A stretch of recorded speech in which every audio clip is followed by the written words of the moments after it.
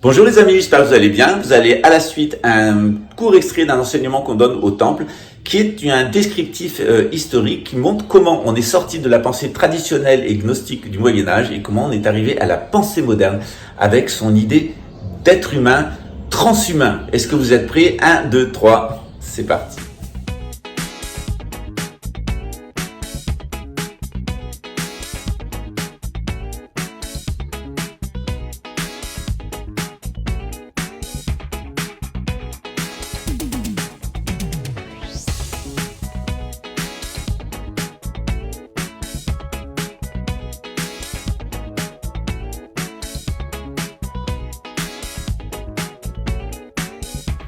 Philippe le Bel est un roi qui veut être empereur. Or, les rois de France ne peuvent pas être empereurs d'Europe, puisque les empereurs d'Europe, ce sont les héritiers de l'Empire romain. C'est ce qu'on appelle le Saint-Empire romain germanique. Généralement, ça concerne les peuples édomites.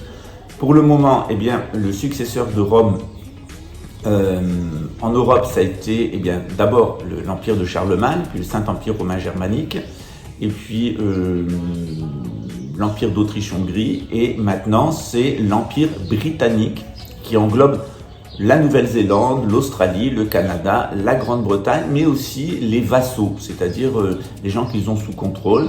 La City of London contrôle par exemple les États-Unis d'Amérique, la République américaine, et contrôle la France. Ce sont les deux grandes républiques, et l'Allemagne évidemment, ce sont les trois grandes républiques qui sont contrôlées directement par la couronne britannique, qui ont imposé des républiques et qui par la corruption bancaire centralise le pouvoir. En France, c'est différent. En France, on a un roi de France qui est le chef de la nation française. La nation française, elle est différente des peuples sédentaires d'Europe. Être français, c'est une condition qui s'obtient par sa mère. On est français seulement par sa mère. Lorsque c'est par son père, la France est sa patrie, c'est le droit du sol. Mais le fait d'appartenir à la nation française, on ne l'obtient que si sa propre mère est française, ça se transmet par le sang, donc par le droit du sang. Pourquoi? Parce que dans la mythologie franque, qui est aussi la mystique franque, il y a une mythologie que les Mérovingiens sont des descendants de Jésus et de Marie-Madeleine. Marie-Madeleine serait arrivée au Sainte-Marie de la Mer, puis elle aurait vécu à Rennes-le-Château, et enfin elle serait morte à la Sainte-Baume, où d'ailleurs elle a été enterrée, et les analyses génétiques ont confirmé que la personne qui avait été enterrée à la Sainte-Baume et dont une partie des ossements est à Saint-Maximin dans le Var, au pied de la Sainte-Baume, ces ossements sont celles d'une juive du 1er siècle. Ce qui se passe avec Philippe le Bel, c'est que Philippe le Bel veut devenir empereur. Évidemment, il ne peut pas devenir empereur. En Europe, il y a un roi de France et il y a un empereur. Cet empereur, il peut être espagnol comme Charles Quint, il peut être allemand, il peut être éventuellement anglais, c'est le cas actuellement, mais en aucun cas, l'empereur ne peut être français. Vous le verrez d'ailleurs avec le rétablissement du grand monarque. Il y aura un grand monarque et un grand pape français qui rétabliront la royauté française et l'influence de la France dans le monde. Mais il y aura toujours un empereur d'Europe. Et cet empereur d'Europe, ça sera évidemment Henri de Luxembourg, le grand monarque étant Louis XX. Maintenant, on est tellement proche de la date de 2026 qu'il est très difficile d'imaginer que cela puisse être d'autres personnages. Qu'est-ce qui se passe avec Philippe le Bel? Eh bien, il avilit la monnaie. Il a un grand besoin d'argent. Et Philippe le Bel va tomber dans une espèce de folie. D'abord, Philippe le Bel, c'est des rapports pathologiques avec sa fille. Il est amoureux de sa propre fille. Sa fille est vous l'avez vu notamment dans la série Les Templiers, qui est assez fidèle à la vérité historique. C'est une sacrée pimprenelle. Et elle va véritablement provoquer une catastrophe en France. D'autre part, la femme de Philippe le Bel n'est pas une femme loyale. Et il y a beaucoup de doutes d'ailleurs sur l'identité des descendants génétiques de Philippe le Bel. Cette branche de la couronne de France des Capétiens va être complètement éliminée. Elle disparaîtra. C'est ceux qu'on appelle les rois maudits et ils seront remplacés par une autre branche, ceux qu'on appelle les Valois, c'est-à-dire les rois de France du Val-de-Loire. C'est d'ailleurs cette région du Val-de-Loire qui sera protégée lors de la Troisième Guerre mondiale, puisque toute la région angevine et la Bretagne seront miraculeusement protégées dans une diagonale en fait qui va du Pays Basque jusqu'à Calais. Tout ce qui est à l'ouest sera protégé de l'invasion russe et de l'invasion algérienne. Qu'est-ce que fait Philippe le Bel? Il abolit la monnaie, c'est-à-dire que, il va retirer des quantités d'or, des monnaies ou des quantités d'argent pour introduire des métaux vils.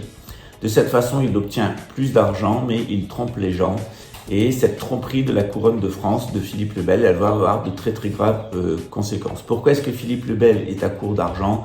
Il y a un certain contexte historique qui est un contexte de guerre et surtout son ambition de se frotter contre ses concurrents allemands, germains et ses concurrents britanniques. Et ce roi très orgueilleux qui veut devenir empereur, eh bien, échoue. Et il va essayer en réalité d'acquérir le maximum d'argent pour se renflouer et pour mener à bien sa politique, notamment d'embellissement de Paris. Et qu'est-ce qu'il va faire? Il va commencer par racketter les Juifs, leur faire porter l'écrouelle, c'est-à-dire la rouelle, c'est-à-dire que sous prétexte que eh bien, les Juifs peuvent être embêtés par des nationalistes français, eh bien, il leur propose de payer un impôt supplémentaire pour leur protection. C'est évidemment du racket, les Juifs payent, et puis au bout d'un moment, Philippe le Bel décide tout simplement de les expulser et de leur dérober l'intégralité de leurs biens. Une partie d'entre eux d'ailleurs seront assassinés par les gardes du roi, ce qui est tout de même un crime extrêmement grave, puisque la couronne de France, c'est la protection des Juifs. C'est-à-dire, alors que la France était à l'époque la Gaule et qu'elle était romaine, il y avait en France un asile sûr pour les Juifs. On avait en France la plus grosse communauté juive d'Europe. Et à chaque fois que les Juifs, les pauvres, ont été persécutés dans les différents pays où ils étaient, eh bien la France les a recueillis. Pourquoi? Un roi intelligent, il a intérêt à faire venir des Juifs.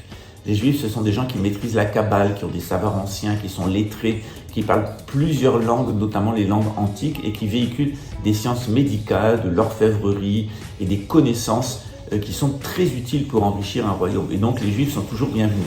Sauf qu'au bout d'un moment, les Juifs enrichissent le royaume, les Juifs s'enrichissent eux-mêmes, et que eh bien, l'appétit des rois étant insatiable, eh bien, les promesses du début sont oubliées, les Juifs sont expulsés et leurs biens sont dérobés. C'est arrivé plusieurs fois dans l'époque, dans l'épopée du peuple juif. C'est absolument scandaleux et honteux le sort qui a été fait aux Juifs, notamment en Europe de l'Est dans les pogroms.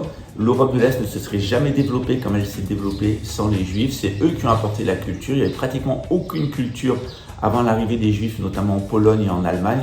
Et on doit tellement aux Juifs, dans la connaissance, dans le transport de toutes ces connaissances, que eh bien, c'est vraiment honteux ce qui leur est arrivé. Par contre, je vous l'ai dit plusieurs fois, il y a un problème qui s'appelle le nomadisme dévié. C'est-à-dire que quand les Juifs ne sont pas fidèles à leur mission de guider l'humanité, et qu'ils perdent la tête et qu'ils se mettent à les perdre, et notamment lorsqu'ils rendent les peuples chez qui ils sont matérialistes et nationalistes, ce qui ne peut pas être.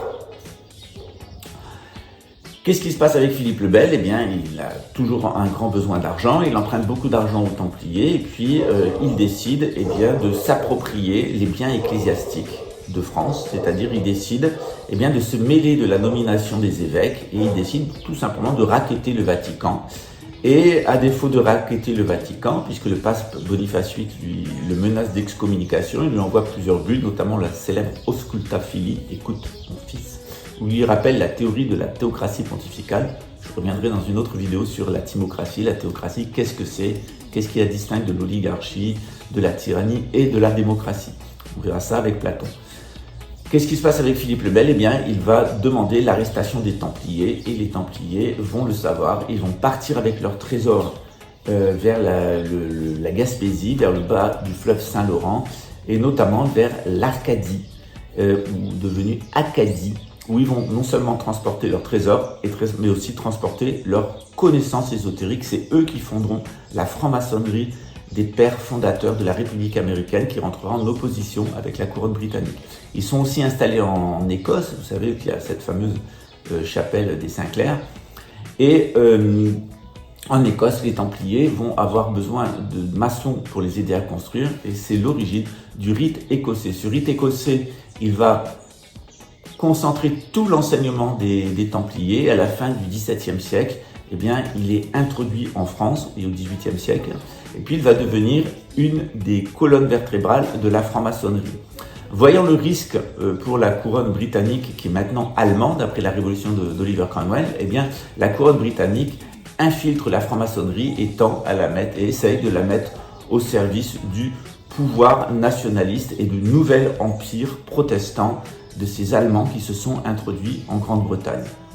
Par la suite, les problèmes continuent, et c'est aussi ce qu'on va voir à la suite. J'espère que cette vidéo vous a intéressé. C'est un court extrait des enseignements que nous donnons au temple, parce que non seulement on donne un enseignement spirituel, de la spiritualité, comment ça fonctionne avec la gnose, on vous donne aussi des initiations, c'est-à-dire avoir des influences spirituelles qui sont aussi des influences intellectuelles qui vont vous permettre d'avoir une meilleure intuition. Et puis on a aussi la voix des ancêtres, parce que ça c'est la voix des dieux, on a aussi la voix des ancêtres, où on travaille véritablement sur nos aspects mémoriels pour pouvoir arriver à nous en détacher, puis retrouver un équilibre avec la nature. Donc aujourd'hui, dans cette vidéo, vous avez un très court aspect. N'hésitez pas à prendre des cours au temple. On a quelles que soient des bourses, vous ne payerez rien du tout. La plupart des cours sont payants, quelques cours sont gratuits, notamment tout ce qui vous est donné en ligne. C'est simplement pour vous donner un aperçu. Vous ne comprendrez pas le nouvel ordre mondial et vous vous laisserez piéger par les conspirationnistes si vous n'avez pas les bases en matière historique et les bases en matière religieuse et spirituelle qui vous permettent de comprendre très efficacement dans quelle situation nous sommes. Vous voyez, c'est ça le monde moderne, c'est toujours du bruit. Et dans ce bruit, on ne s'entend plus, on ne sait plus quoi penser, on est complètement désorienté. Moi, ce que j'essaye de vous faire trouver à travers nos institutions ici au Brésil, nos 3 temples, eh bien, c'est de retrouver la boussole qui vous permettra de vous sortir de cette situation qui est vraiment difficile et préoccupante, qui est cette situation de l'avènement d'une gouvernance mondiale. À très bientôt.